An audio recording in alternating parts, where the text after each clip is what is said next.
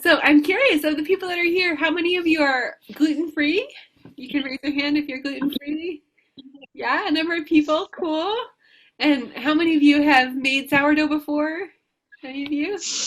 Yeah. Any other experimentation with ferments, like making yogurt or sauerkraut, anything like that? Yeah, a little bit. Cool.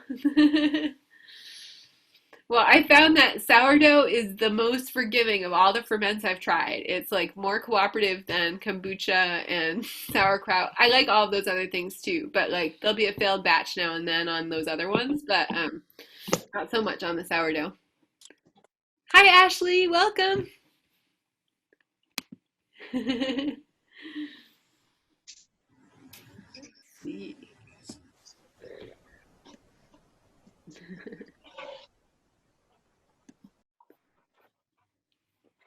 All righty. People are coming right on. Hi, Jasmine. Welcome. Hi. Thanks for coming. Lisa, may I ask you a question? Joanne, welcome, Joanne. Hi. Hi, Lisa. Yes, certainly. So, do you often have lectures live, or is this all a new thing because of quarantine? Well, this is the first time that I've done this lecture. Mostly what I've done so far up till now is bread baking classes, which I always thought I had to do in person because people need to be able to taste everything. But now that we're all on quarantine, I find, it actually works fine to teach bread baking over Zoom. No big deal. And it's then people are able to just make things at home, so it works out fine. So um, I haven't yet started back up teaching in-person classes, but it's fun. I just turned my little office into like a little cooking show set, and then it works pretty well. Hi, Georgia. Welcome. Let's see. And Michelle. Hi, Michelle. Hi, Elizabeth. And hi, Karen. I'm glad to see Yes, you. it's me. Hi. Hi. Hi. And Charlotte's here. Hi, Charlotte. Welcome, Jewel. Thanks. All right, well, it's 6:01, so I think that I'm going to get us started. So my name's Lisa, and I teach gluten-free sprouted sourdough bread baking classes. And I kind of happened upon a recipe for making sprouted sourdough that I could eat about 5 years ago. And it was humble beginnings for sure, but over time we figured out recipes for everything we wanted to eat here at our house. So I have a lot of fun sharing those recipes, and I also have so much fun researching about like why it is that they make us feel so good and are just so easy on my digestion and stuff like that. Not yet, thank you, but I might text later. Oh, sorry. And so tonight I get to show the very geeky, very fascinating world of how fermented grains, sprouted grains are really healthier for our bodies. So, and welcome Nancy and Bob. Thanks for joining in. And welcome Dory also. Okay, so I'm going to go ahead and pull up my little PowerPoint. Oh, I see a question in chat. Let's see what these all say. Can we record this? Yes. I'm hopefully recording it. I'm trying to record it so that it will be loaded on the co-op webpage. Do I have a handout by any chance? Yes, but I can email it to you. So if you put your email address in the chat, I'll email it after we're all done. But meanwhile, it's all going to be on this presentation that you can read as we go. And I'm not fancy. There are a lot of us, but you can always raise your hand if you have a question. I just recently learned there's a way to raise a blue hand on Zoom. If you look at the bottom of your screen, there's somewhere that says raise hand. Or you can just actually raise your hand and hopefully, sooner or later I'll see, like wave if I don't notice right away, and I'd be happy to answer questions, or if you get confused or need me to back up or something like that. Okay, so here we go.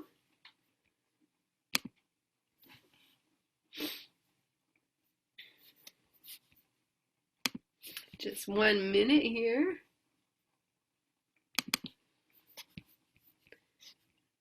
Okay.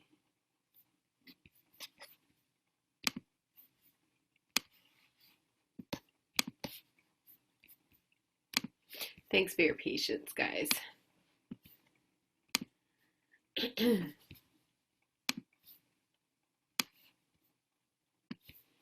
Okay, there it is. Alrighty. Oops, we have something on chat. Sorry.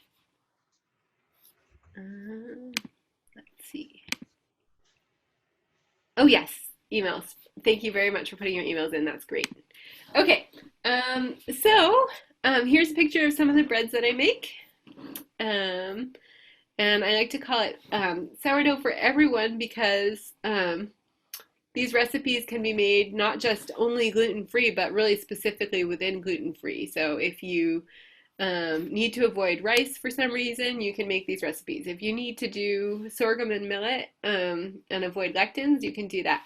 They're really flexible, and so that's why I call it that. I've been actually really enjoying getting to talk with you a little bit as we go, and there's so many on here that I don't think we're going to do one sentence introductions, but I'm so happy that you're here. So tonight, as I kind of mentioned earlier, this is our chance to really geek out about all about the health benefits of sprouted sourdough. So it's going to be, there will be an overview of how to make sprouted sourdough bread that's gluten-free, but it's not a cooking class, because that would take 2 hours. And what I have to share will take at least an hour, and so we would be up really late if we tried to do all of that in one night. So anyway, but I will have a little time to show you my favorite way to make starter from scratch if you don't live near someone that has starter and don't want to spend money to order it online or whatever, which works perfectly. And the nice thing is then you have ownership of it. It's like the terroir of your kitchen, and it's the cultures you create, like, you created in your own kitchen and you cared for, cultivated them. So anyway, as I was saying, I'll have a chance to tell about future baking classes, but we don't have time to go into real particulars about the recipes. Health taste dichotomy. Okay, so how many of you have heard if you eat something that's healthy, it's bound to taste like dirt, right? So this is the idea, we have the idea that you can have good taste or you can have good health, and you can't have both. And it's really easy to get sucked into that in our culture, because there's so many processed foods that are designed to make us be basically addicted to them. But it doesn't have to be that way.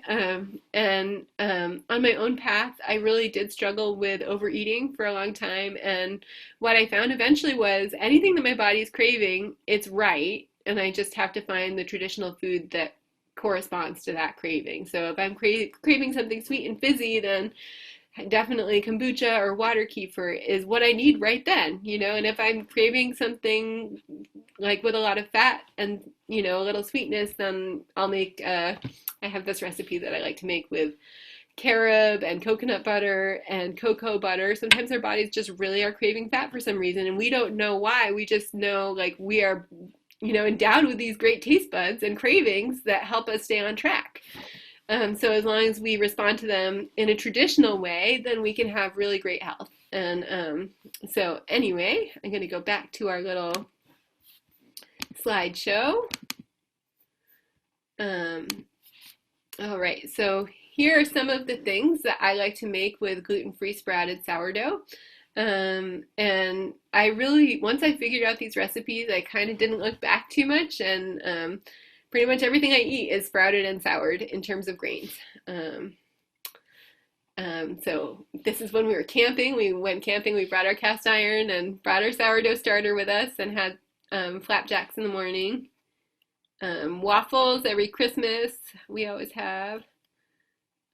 Burgers and like a little slider bun. That's like such the simplest recipe. It's just a, starter, an egg, and a ramekin, and that's it. Pasta. So this is one of the more time-intensive recipes, but it's really fun every couple months or so to have pasta. I could do it more often. Just depends how much time you want to take. But it's just hand-shaped. That's why it takes a while. Another scenic sourdough picture. This is from this past weekend when we were up at Mount Ashland going for a hike. And that's some red quinoa bread that has almost no rice in it. Pizza crust, well, whole pizza. So the pizza crust recipe is also very easy. It's just starter and a little egg, and the egg's optional. I don't eat any sugar or honey or agave. Any of that stuff I found was addictive for me, so I just kind of don't eat that stuff. But I will put a little applesauce in or banana and make cake, and it's really delicious. So this one I think was lemon cranberry, if I remember right. And then this is carob chocolate cupcakes. It might seem weird to use sourdough in baked goods that are sweet, but if you just think of like sour cream coffee cake, it has that similar like moist density, and it's delicious actually. All right, I'm gonna come off the share for a second and see how we're all doing and whether I have any questions so far. Everybody doing well? Okay. So what's in your bread? Any bread nowadays that you buy at the grocery store has a long list of ingredients, and gluten-free bread is no different. And in fact, it might be even a little bit worse just because of the challenges inherent to baking with gluten-free. So I went online and wrote down a top 10 list of the best gluten-free breads. And this is like breads 2 through 5 on that list. These are the ingredients that they have. So a lot of ingredients, a lot of unpronounceables, and here's some common threads. Added starches, so most of the gluten-free breads that you could buy will definitely have cornstarch or potato starch or tapioca starch. Added sweeteners, agave, honey, molasses, evaporated cane juice, sugar, texture enhancers, and then ingredients you wouldn't normally snack on. Like none of these are things you would actually serve up for dinner or breakfast in your home.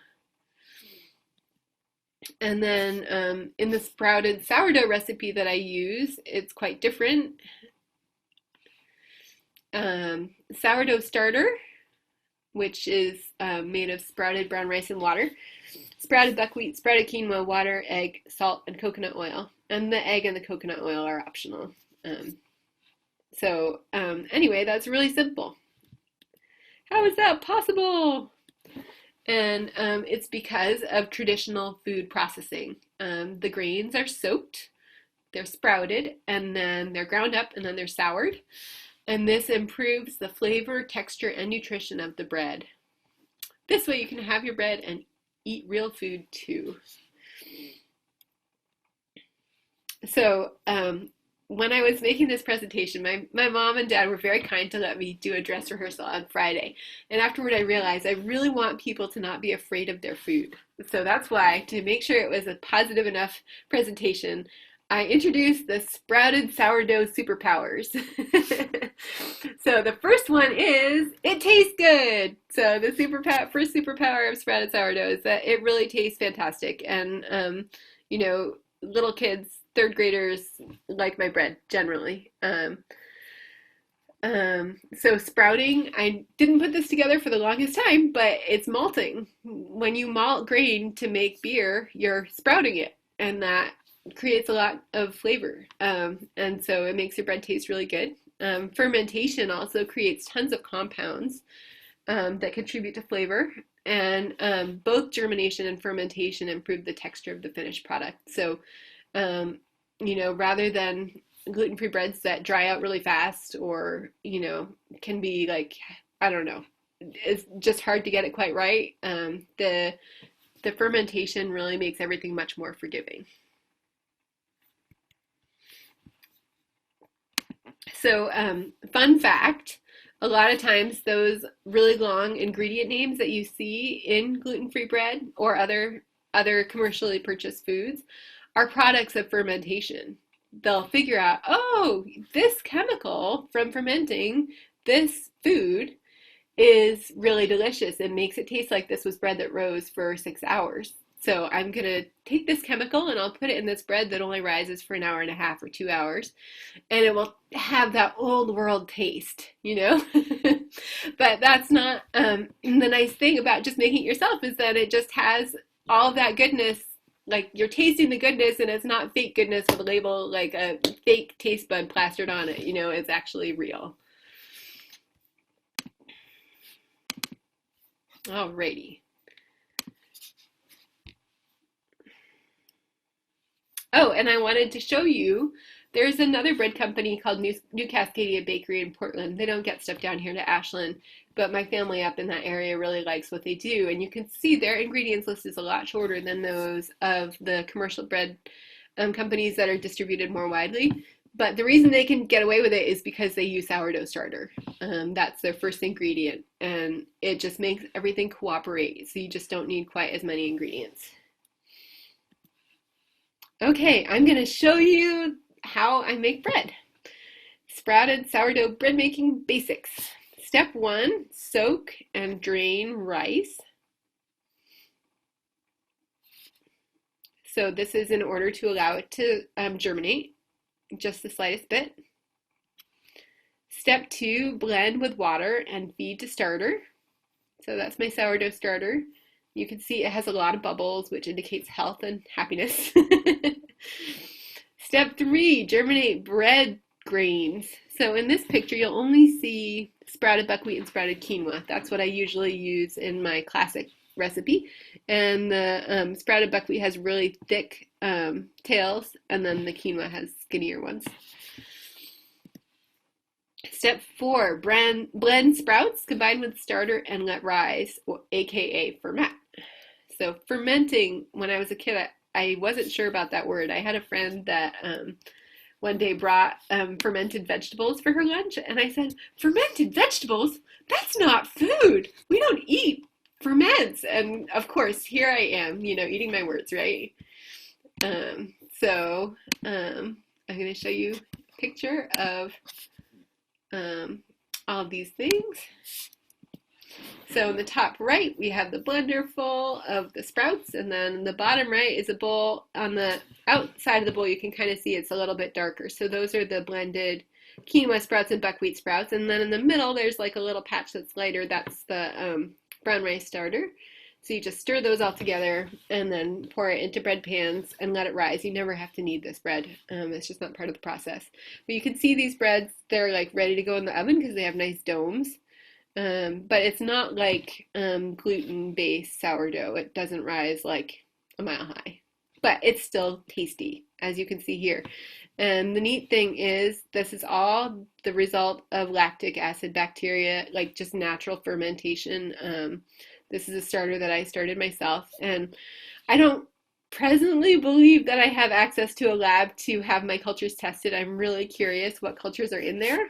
But I can tell you that I've read studies, and different sourdough starters in different locations have totally different cultures from each other. And most of them have about 10 different species within one pot of starter, which I love.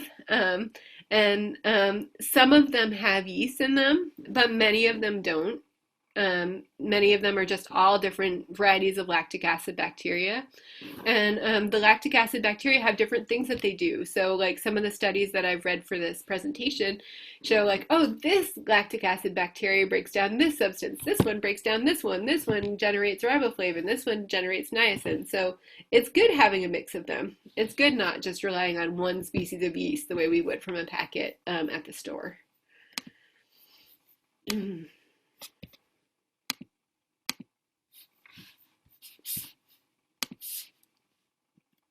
Okay, step 5, bake and eat.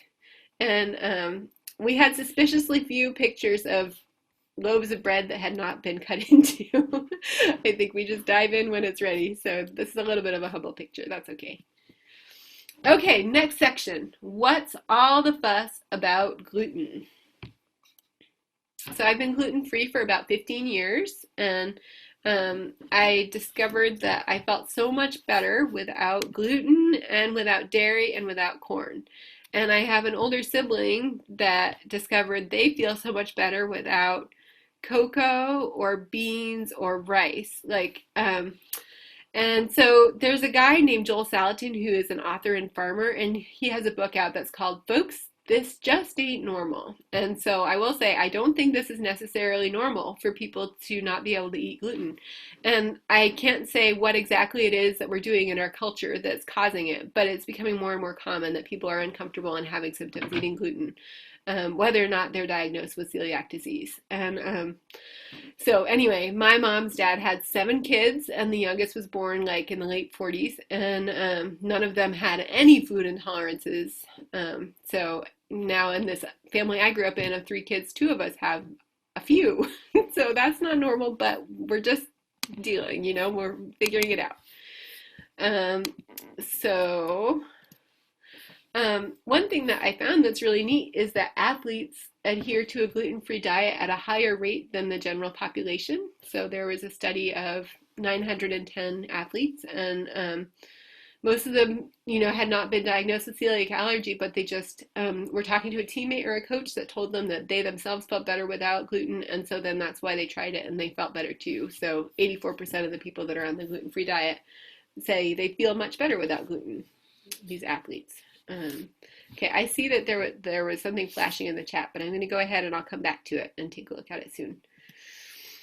So some of those symptoms that they might be trying to avoid are digestive or skin problems or just chronic fatigue or joint pain or mental health problems.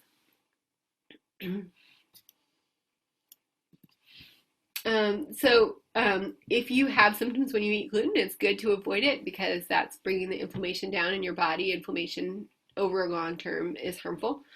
There was a study of mice that were fed a gluten-free diet, probably not as good as what you eat.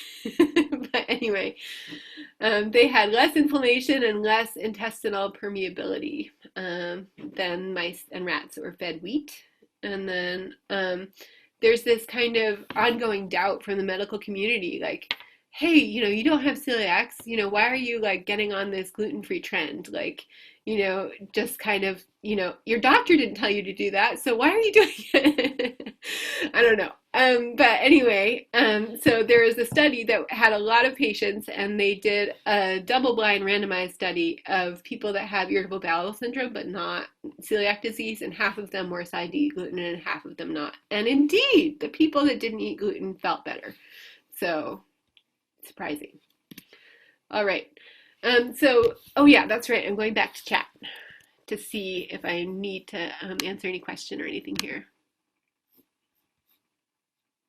Let's see. Okay. Oh, awesome. I love all of these emails. Thank you so much. Do the nutrients hold up to baking?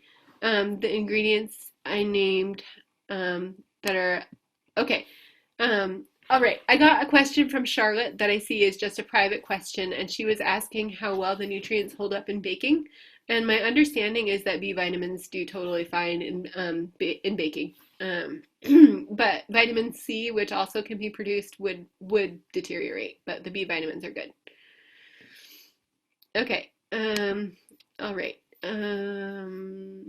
Let's see, I'm just going on gallery view. Does anybody else have any questions that have popped up so far?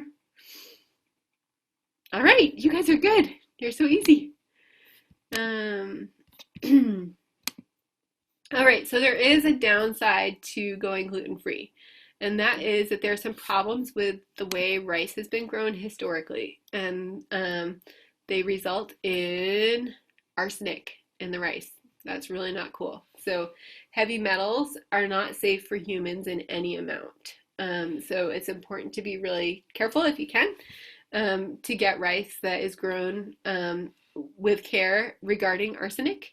So I did learn that Lundberg Farms tests its rice, and they hold themselves to the European baby food standard, which is higher than the American standard of arsenic levels in their rice. Um, so anyway, but it has been shown in more than one study that people who are on a gluten-free diet have higher amounts of heavy metals in their bloodstream. So that's serious. All right, so that brings us to sprouted sourdough superpower number 2. It makes rice safer to eat. So the first step that you guys saw was my little jars full of rice and water, soaking the rice in order to prepare it for germinating. And there's a study of Zhang, I guess, said that soaking rice reduces arsenic levels up to 40%. So that's really good, but there's still some left. That 60% still in there. So what to do? Terry Punchin, a doctor from Dartmouth, says eat as wide a variety of gluten-free grains as possible. Pay attention to the rice and rice ingredient content of gluten-free food. And if you think back to those ingredients lists, like pretty much the real food in any of those 4 types of bread was rice. And we don't know where it was grown or how it was grown. So anyway, all right. So this is a loaf of bread that I made. It only has about 1/8 of a cup of rice sourdough starter in it. The other ingredients are buckwheat and red quinoa and white quinoa and egg, and that's it. So they're using traditional food processing makes it possible to do stuff like this, whereas if you're using gluten-free flours, stuff can backfire really fast. Like I just remember experimenting with gluten-free flours not too long after I was gluten-free. So there's one like event that just lives in family memory of trying to make a tortilla and trying to estimate, oh, how much tapioca flour should I make, put in. And I was like, well, I'll just, eyeball it, which works for most kinds of cooking, but not gluten-free when it comes to flours. And the result was like, we call it the glop monster, kind of translucent and looked like maybe like a kombucha SCOBY kind of. Anyway, but our neighbor's dog loved it and came back the next day looking for more. But anyway, generally random experimentation with gluten-free flours has not the best results. But gluten-free sprouted grains that get soured are much, much better off. Okay, I'm just taking another look at the chat to make sure everything's good. Okay, so Barbara was asking, will I go into specifics about soaking and sprouting the grains, the amounts, time needed, and making the starter? I'm not going to go into great detail, but I will tell you guys how to make starter for sure. Okay. Oh, right. Okay, so besides this bread, oh yeah, I'll have another picture for you in a minute. So sprouted sourdough superpower number, I can't see what because it's covered over, but anyway, you guys can see, makes a diverse gluten-free diet possible. So just like I was saying, you can experiment with gluten-free sprouted grains and it'll work most of the time. So this is some experimentation from a couple weeks ago. On the left is amaranth buckwheat quinoa bread. Not my favorite, but my friend Sabella loved it. It was her favorite. And then in the middle is wild rice quinoa buckwheat bread. That was really very good, and I'd be eager to make it again as soon as I remember to buy wild rice.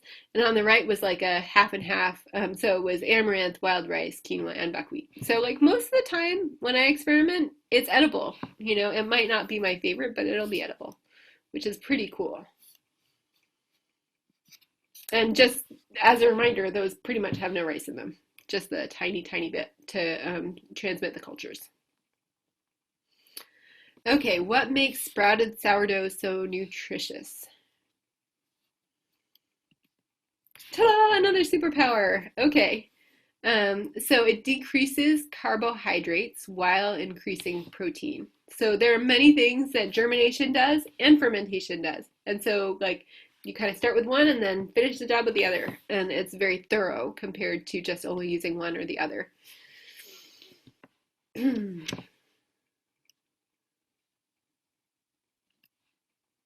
Another sprouted sourdough superpower. It dulls the spike of your blood sugar when you eat bread or a bread product.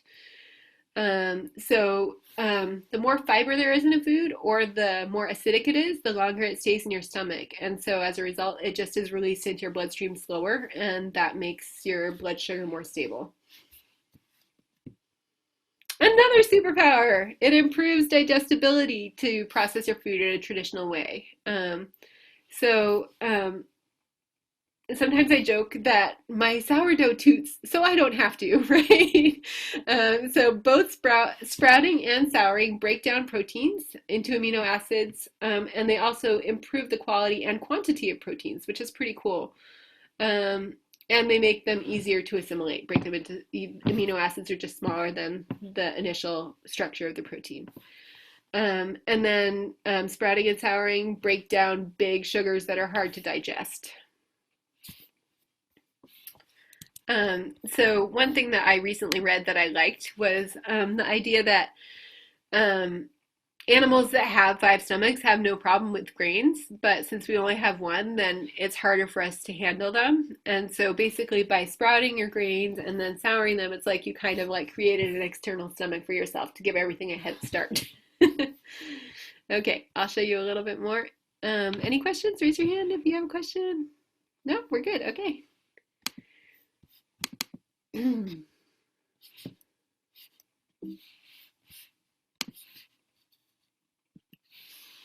All right, sprouted sourdough synthesizes B vitamins. So depending on the species, as I was mentioning earlier, lactic acid bacteria produce folate, riboflavin, niacin, and B12.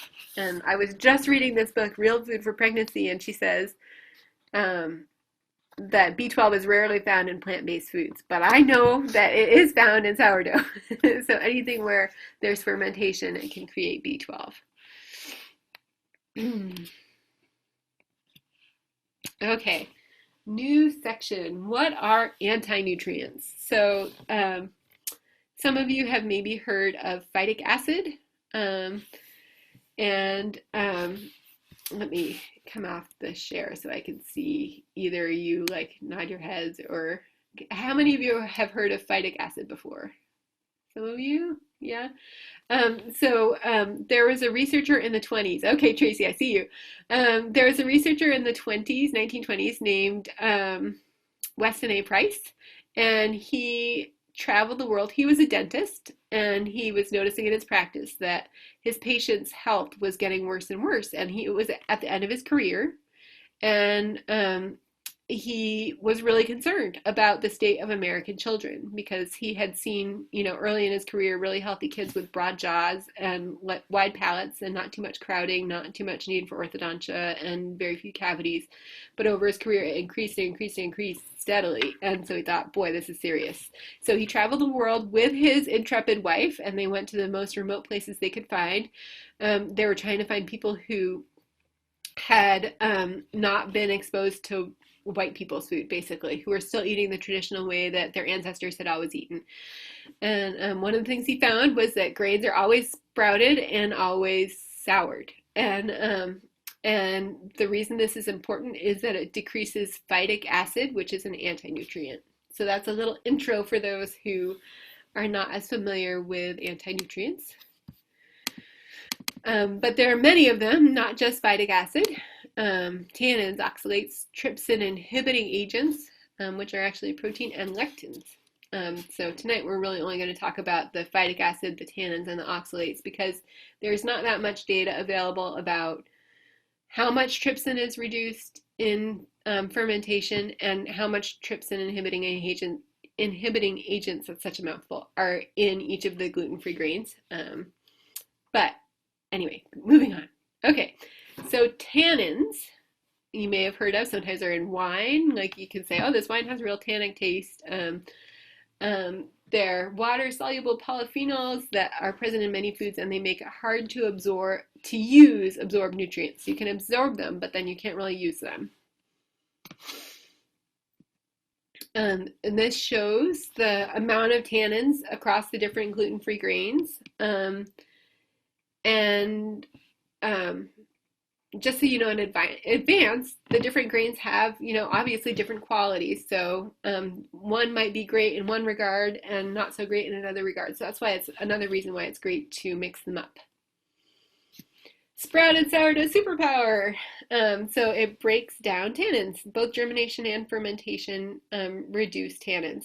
And the study that I have at the bottom here, it says that tannin content was reduced 45 to 67%, depending on the culture, which is great. That was only fermentation. That was not germination. So we know that it's going to be beyond that number to do both. And then another anti-nutrient is oxalates. Which are the basis for kidney stones. So you may have a friend that's had one or have had the misfortune to have one yourself. Really uncomfortable. So these are the oxalates in gluten-free cereals. It's interesting because I've always felt like I like amaranth, but it's not the kind of thing I want to eat every day. And I just wonder if my body kind of knew, like, woo, it's through the roof in the oxalate department. All right, sprouted sourdough superpower. It decreases oxalates. Both germination and fermentation reduce them. And fermentation only reduces them 56 to 76%, depending on the culture. And then phytic acid, that first one I was talking about, it's present in plants to protect the plants from animals eating them and to protect also from infections. I think I got that right. So here's a chart of the phytic acid content of gluten-free grains. Millet has the least. Buckwheat with its hulls on has very much the most. It has really a lot. So if you are buying buckwheat flour, try to aim for the kind that doesn't have the little black flecks in it. When the hulls are in there, it has 3 times as much phytic acid as when they're removed. So a lot of times if I'm making something out of buckwheat flour, you know, historically I would just grind the buckwheat groats in the blender, and then it's sometimes hard to find like a light colored buckwheat flour in stores here on the West Coast, but you can always grind it up yourself. Buckwheat's a pretty soft grain. All right, sprouted sourdough superpower breaks down phytic acid. So this is amazing, 98% reduction in phytic acid when both germination and fermentation happen. So both of them do reduce phytic acid. When you use 1-2 punch, it's very, very effective. Okay, I'm going to come off the share and just check whether there are any questions or anything I need to see in the chat. All right. Okay, looking good.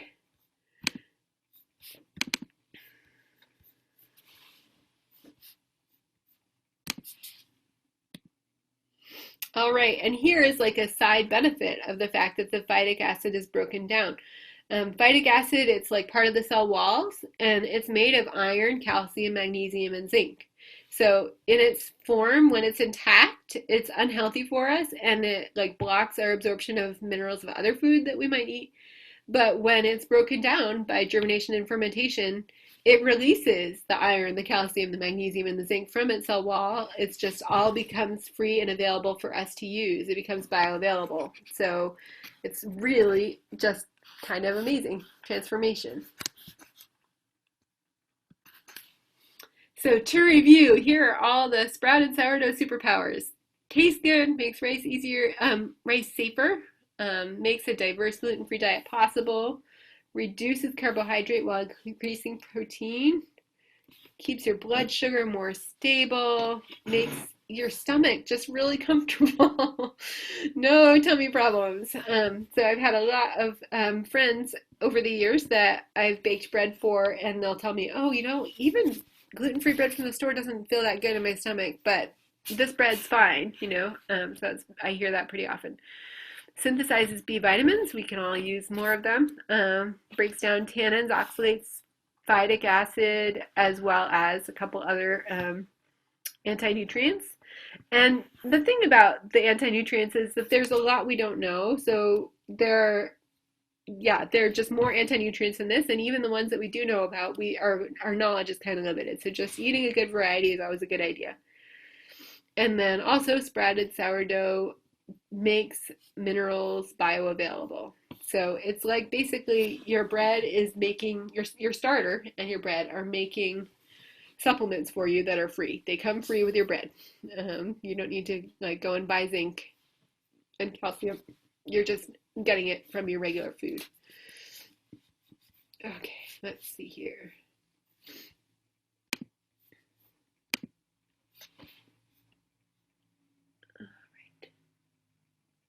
Have I noticed any difference in sprouting? Okay, this is a question from Marty, my awesome neighbor. Have you noticed any difference in sprouting and fermentation in stronger or weaker electromagnetic fields like Wi-Fi? That is a fantastic question. Good question. I wouldn't say that I've noticed that. I have recently turned off the Wi-Fi in my house, and I thought it was off for a while, and it wasn't, and then finally I really officially managed to get it to turn off. And I don't think that sprouting is going better than it was before that, but I'm not positive. So it could be tested. That's an interesting thought. I had noticed that sprouting was a little slower in the winter, but I had the Wi-Fi on all that summer before and everything, and when it was sprouting, going gangbusters. So far, I would say that my sourdough and sprouts haven't had a problem with Wi-Fi, but I do try to avoid it as much as I can. Oh, slow down a little, please, says Aunt Linda. I am so sorry. Thank you for asking that. Yes, I am recording it. That's right. Thank you, Georgia. Okay. So first, before I go on to these other questions, I just want to ask Linda and any of you if there is a screen you want me to go back to. Because I know I went through those kind of fast, and I'd be happy to back up and show you a particular screen if you wanted me to. Or if there's just something you want me to say again. I know, I get excited and then I talk fast. Ugh. Okay. All right. Well, in that case, that's fine. But if anybody just has a moment where you want me to back up, just make sure and tell me what exactly you need to hear. Karen Molesky says, why do we need the rice? There are a few different gluten-free grains that can support sourdough cultures. One is teff, one is sorghum, and then one is rice. And for myself, I started on rice, and I really like using it. So you do need a starter for sure of one of those three grains. And I've tried doing starters of other grains, but they'll develop pink mold on them or whatever. So those are the three: sorghum, teff, or brown rice. So you need one of those. Susan asked, am I selling my wonderful breads? That's a very sweet question. I'm not. I'm really a teacher, so I'm not a commercial baker. I love the connection and sharing the recipes and developing them. Rich and Laura ask, where would the recipes be available? So anytime I teach a class, so I teach on Zoom or in person when it's not quarantine season. Anytime I teach a class, then all of my students get my PDF of all of my recipes. Oh, Anna replied. Oh, thank you, Anna. Okay. Alrighty. All right. Oh, yes, I do have an estimate, Barbara. We'll get to that later. Barbara was asking how much it costs to make a loaf of bread. We'll get to that actually very soon. Not even very later. Much later. All right.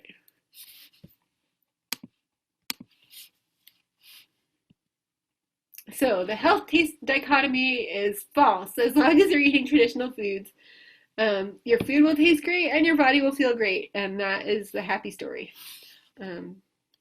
Our bodies are designed to like eating real, true bread.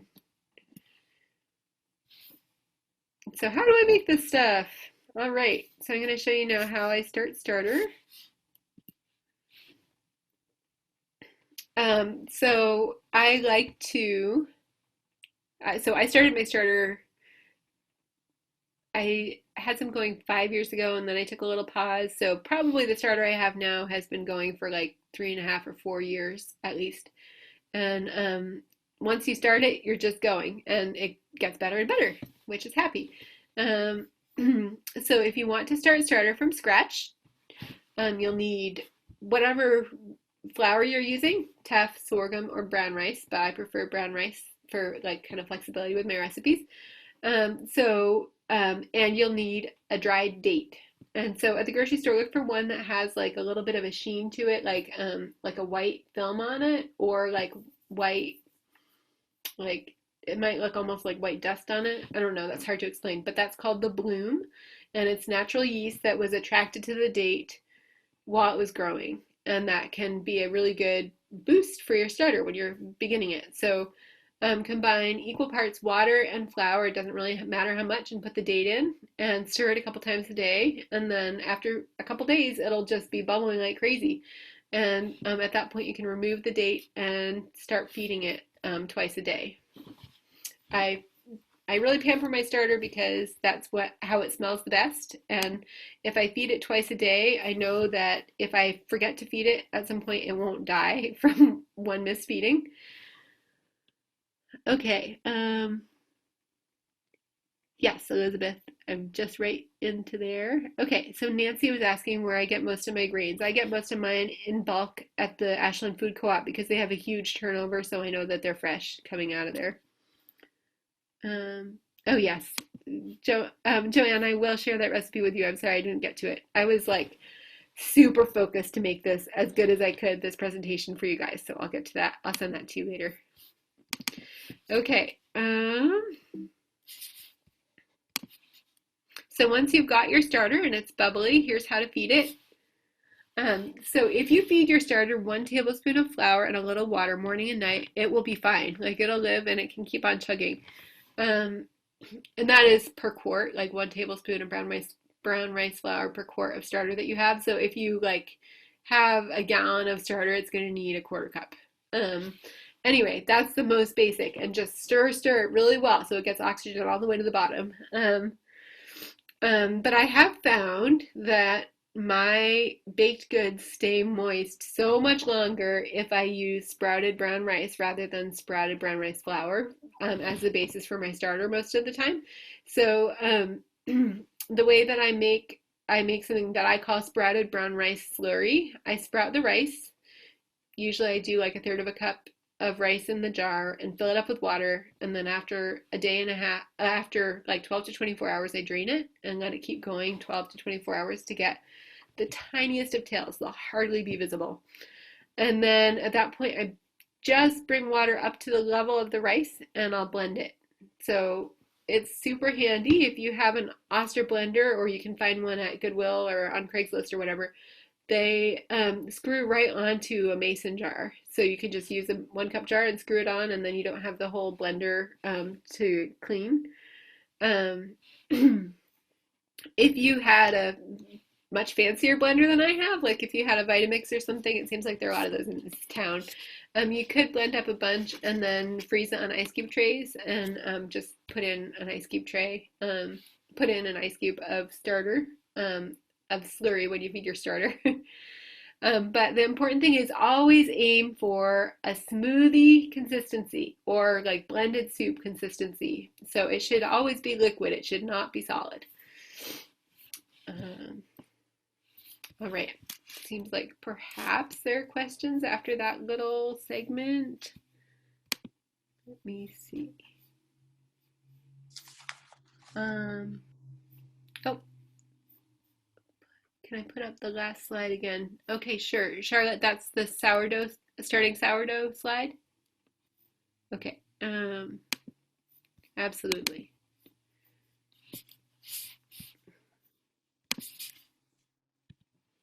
Okay.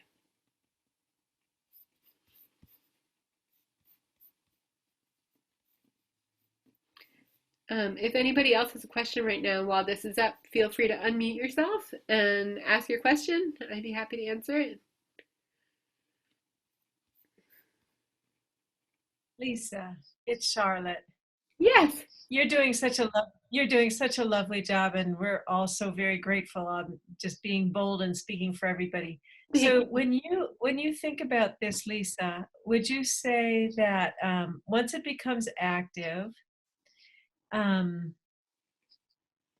how long do you like to let it, like, when is it officially a starter then? Okay, that's a really good question. Once it's active, it'll make great like pancakes and like the more casual recipes will go well. Um, but it does take a while. Like it'll have kind of not so much flavor at the beginning, and the flavor will develop over time. Um, and so it could be like I just encourage people to make things like pizza crust, pancakes, biscuits, just pie crust. These things are just all a lot more forgiving than making a loaf of bread where you have all of this invested in all these ingredients and everything, and it's not quite strong yet. So anyway, that's my suggestion. But how long? I don't know, like yeah, it just depends on how like picky you are. But I mean, I would say that, after a week or two, then your bread will probably work and it just might not taste very sour yet. But then after a couple months, it'll taste awesome. And then what were you saying, that we can freeze our starter in ice cube trays? Oh, I was saying that you can We feed can freeze the slurry. right. Yep. Got it. Okay. And I have heard that you can freeze starter, and I should check back. I had one student that was going to New Zealand, and so she like determined that she was going to freeze her starter, and she had a friend that had done that before. But I haven't tried it myself, and I haven't talked to her since she did it. So because you can freeze water kefir grains, right? Yeah. But the great thing about starter is you can put it in the fridge, feed it really well, and put it in the fridge up to a month in a tightly sealed container. So that's pretty flexible. All right, moving along.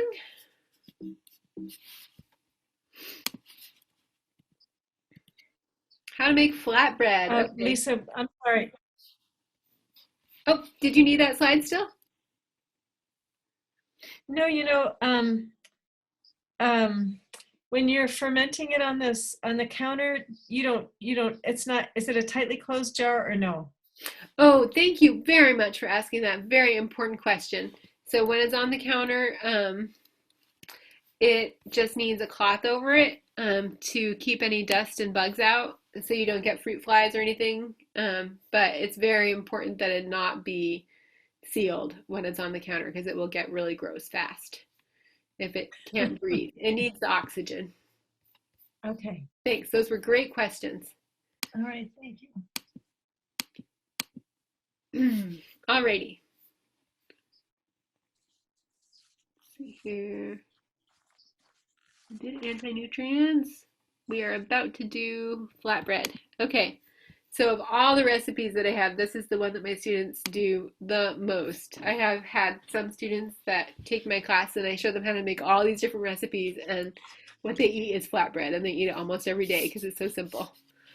So the first step, I have cast iron, and I think it gets a great result, and it doesn't have any unhealthy metals or anything that could get in your bloodstream. Anyway, with it being really heavy, it holds the heat nicely and develops a great crust. So I would recommend, if you don't have cast iron, keep your eyes peeled. I have found it at Goodwill before, and it just makes such a great product. So put 2 teaspoons of coconut oil into a hot preheated cast iron skillet. Sometimes people will use other heavy skillets, and I know that my mom uses stainless, which she has, and I've used those when I'm traveling or whatever, but I think it's the least likely to stick on cast iron when it's nice and hot. Measure out 1/2 cup of starter and pour it into the pan and spread it around with the back of your measuring cup to make it nice and even so that there are no real thick spots that would not cook. And then generously season, generously, with salt and herbs and spices as you like. My mom loves to use attar, and I like to use pizza seasoning or Italian seasoning or fajita seasoning. Anyway, there are all these great spice blends at the co-op that you can get, or just plain oregano. I heard from a student this week whose husband puts vegan cheese and jalapenos on his. That sounds pretty fancy and yummy. You can also use it as a basis for pizza. You can like put a pizza on it, which is pretty cool. Anyway, but this step is just generously season with salt, herbs, and spices. Like more salt than you think you need, really. It'll just make it taste so good. And I like to use Himalayan pink salt that's not been adulterated. That's just, or really good gray salt, whatever, just one that's not been iodized or anything crazy like that. Iodine is so important for our health. All right. So cover and let cook. You can see that it still looks wet under there. It looks like dough, but it's got tons of bubbles, which is great. Once the top of the flatbread is dry in appearance, then you can take off the lid and keep cooking it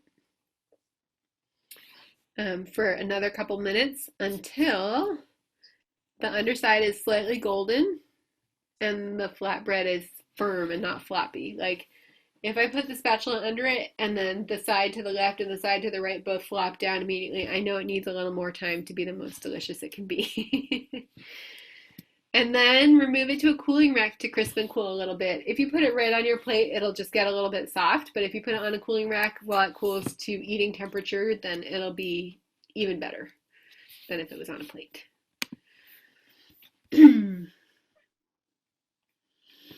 All right.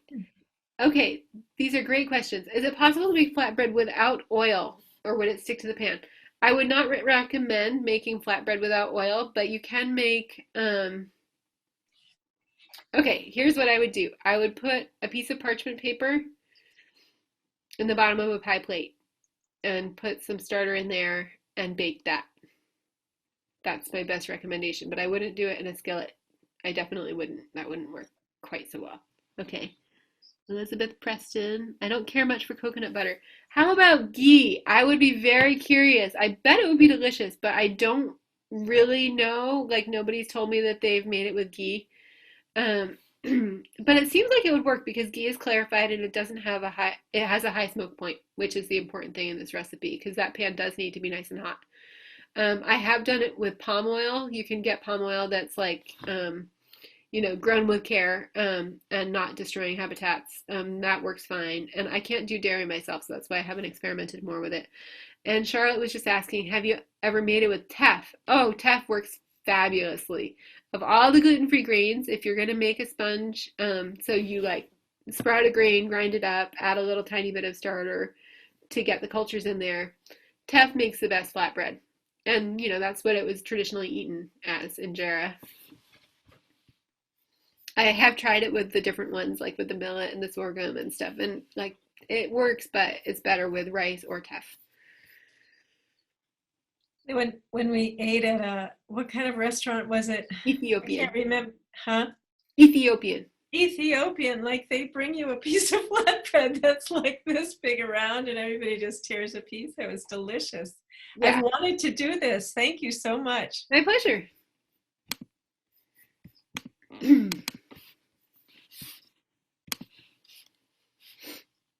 Alrighty. So finally, I got to Barbara's question. How much does it cost for the ingredients to make a loaf of bread? $3.40. Even if you're buying organic. So it's really affordable if you're putting in the time and effort to make it for your family. And then it's artisan quality bread. It's so much better, goes so much farther than $3 would in the like gluten-free bread aisle at the grocery store. It's easy to make. I heard from a student this week that said she really kind of had her doubts because she always felt like bread was like such a mess and not worth it, but she loves making this recipe because it's pretty cooperative and doesn't make a huge mess in her kitchen. And it can be hard to have gluten-free things on hand that are not stale. Like, for example, tortillas. Like, I just remember buying the Food for Life tortillas, and they would get kind of freezer burned and break a little bit around the edges and stuff. And if you have sourdough starter, it's always ready to feed you. So tonight I had been working on my presentation and just trying to get everything done for other stuff that I was working on, and came down and I just put on, in half an hour, I made tortillas from my starter and cooked a little rice to go with it and some fish, and it was just all ready within half an hour. So you can just it makes meal making so fast and easy. And then I was mentioning before that as long as you are feeding your starter sprouted rice, and using sprouted grains rather than flours, your bread will stay moist at room temperature for a week, really. Like it will, after 7 days, it might get a tiny bit of mold on it, but it won't really dry out, which is unique when it comes to gluten-free bread. And then, as I mentioned before, if you need to limit yourself to certain specific gluten-free grains, the traditional processing methods will make that more forgiving of an experience for you. All right. Let me see here. Thanks for your patience. I'm really not the most adept at all the chat and everything in here. Let's see. To clarify, yes, Susan has a great question. Did I say to take half a cup of starter to make the flatbread? That's right, Susan. So 2 teaspoons of oil and half a cup of starter. Barbara asked, this is so great. Would you be willing to share by email a recipe for a loaf of bread? I'd love to try. Oh, that's a good idea. I would be willing to sell my PDF of all of my recipes. If people were interested in that, just send me an email. For this one, this class today, my email will have the recipe for the starter and the recipe for the flatbread. And then, of course, I would be happy to teach any of you to make the bread. That's right, Charlotte. Make the brown rice slurry because you need that to feed your starter. And then, yeah. Elizabeth asked how I store my bread. I usually store it in a plastic bag on the counter. Or you could put it in a Tupperware container, but anything airtight. I did meet a gal that was making the bees wraps to put over bowls, and so I actually gave her a cloth bag and said, "Can you like coat this in your bees wrap magic?" But she, I haven't like seen her since, so I don't know. Like, but if anybody had a bees wrap bag, that would probably work great. Oh yes, my email address is waterbloom@gmail.com. Actually, and there's another one that's coming up on a screen. So Patricia, you'll see that in a second. Let's see here.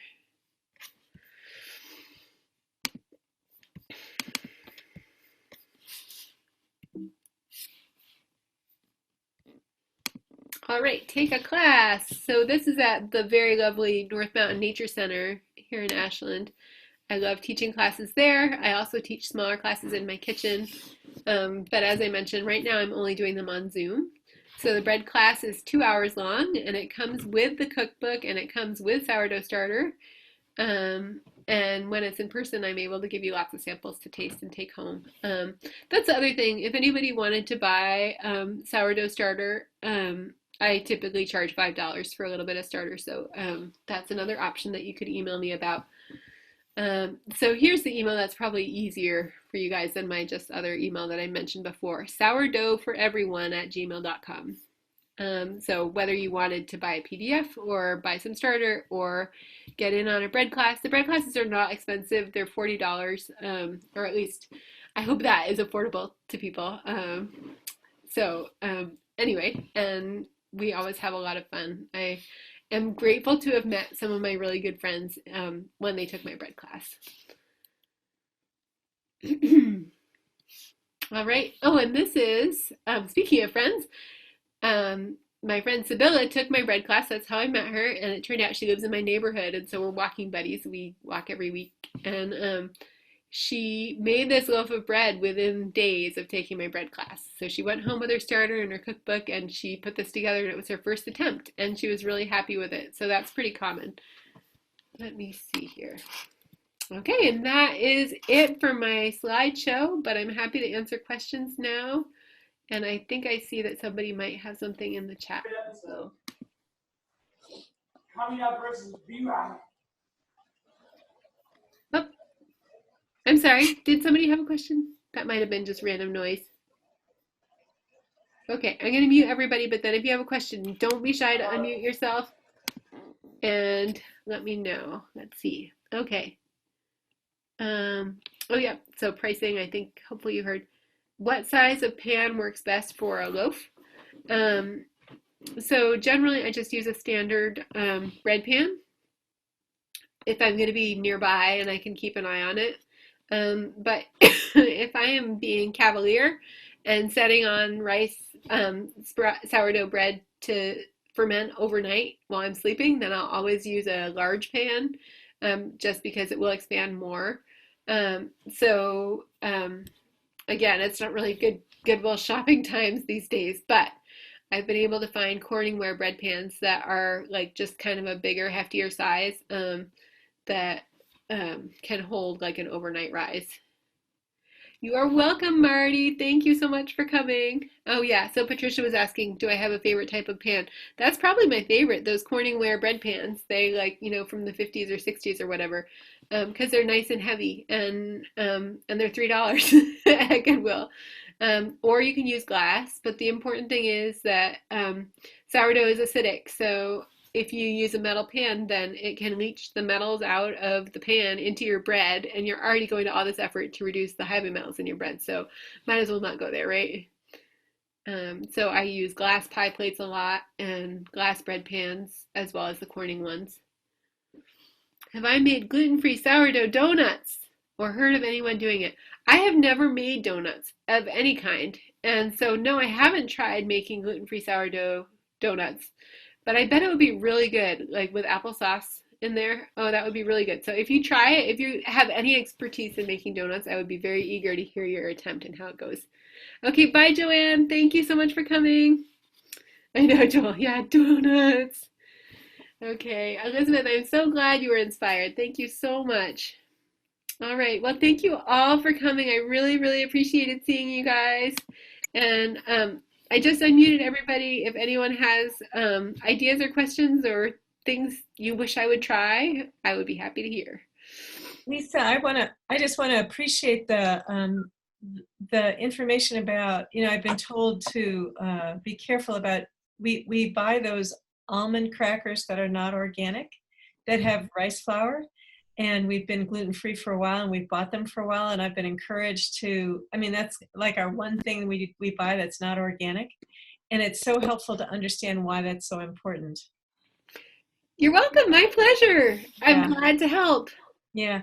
And does teff flour, would you keep that in the fridge? I would always buy the whole grain teff and then Grind it sprout into it and blend it. And usually I don't keep my grains in the fridge because I use them pretty quickly. But any kind of flour, yeah, keep it in the freezer or fridge unless you know you're going to get right through it.